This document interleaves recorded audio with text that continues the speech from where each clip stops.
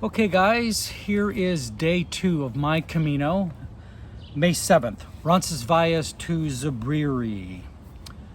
I'm happy. It's so beautiful and peaceful here in the refurbished monastery. The building is achingly old. I can feel the history, the unique tiled floors in leaves, the wood beams, steel posts from a bygone age. In addition to the beauty, all the people on the Camino are brothers and sisters. We saw Douglas and Carol, Mary, Emma, and Nick, and everyone remembers everyone's name. How about that? After a fantastic breakfast, Gabe and I drop our bags.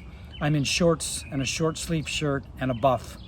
It's 8 degrees but sunny, and although they are calling for rain, it is supposed to climb to 24 degrees today. So again, this is May, early May. As we are leaving, we see Richard from Saint-Jean-Pied-de-Port. He tells us he got in at 7:30. Wow, 4 hours after us.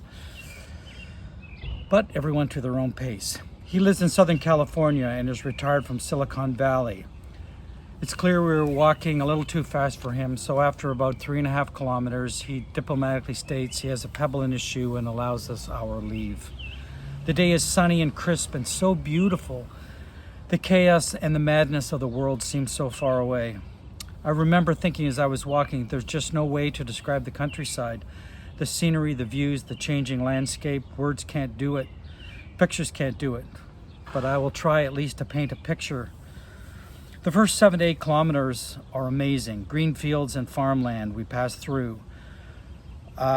We passed through a town called Bourget, where Hemingway stayed, and then cut through a beautiful farm fields, clear streams, and moss-covered trees.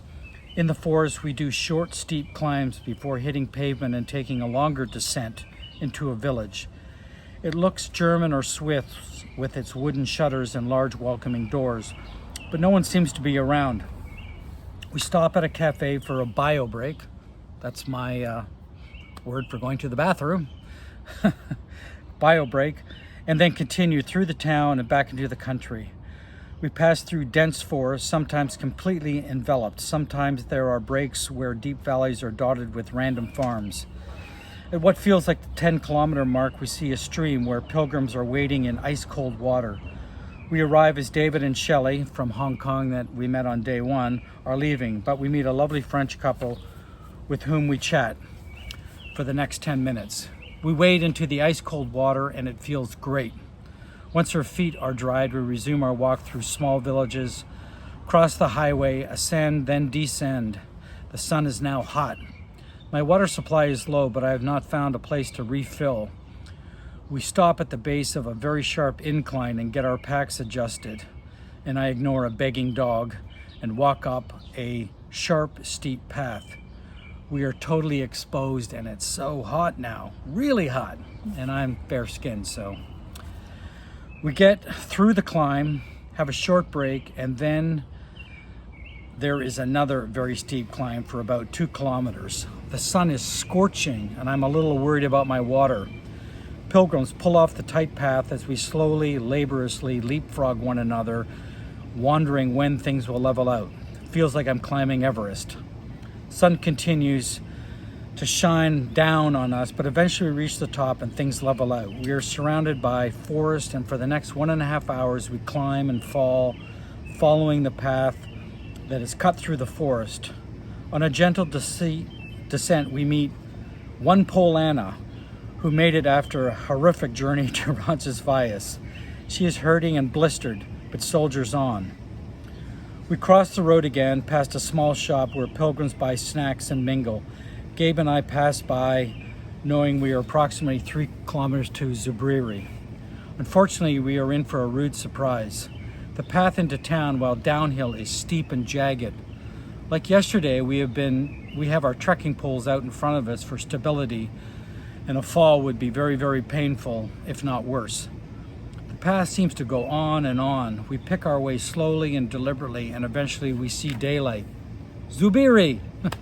We cross over the ancient Roman bridge, hard left, down the street, and we are at our accommodation. Oh my goodness, the room is so small. We squeeze in, shower, wash, and hang our clothes, and then down to the local pub, We have a couple of beers, chat with several Irish around us, Mary, Fergus, and Sarah, and 3 women getting leave of their children. They have no bed and must hike 3 kilometers further down the road. Gabe helps one of them with her blistered feet. Wow, and this is day 2.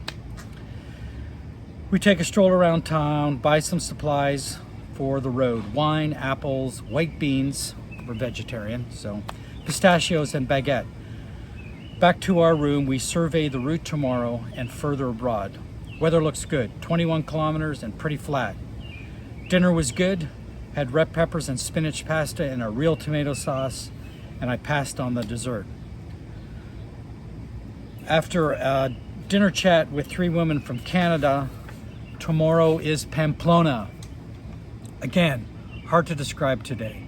Only been walking 2 days, 32 of walking to go, but it feels so much longer. Gabe's feet have a few issues, but mostly we are doing very, very well. The rural countryside with the old homes, farms, fields, villages, and old growth forests suits me. I know it won't always be this way. Pamplona is big, but it's enough for now.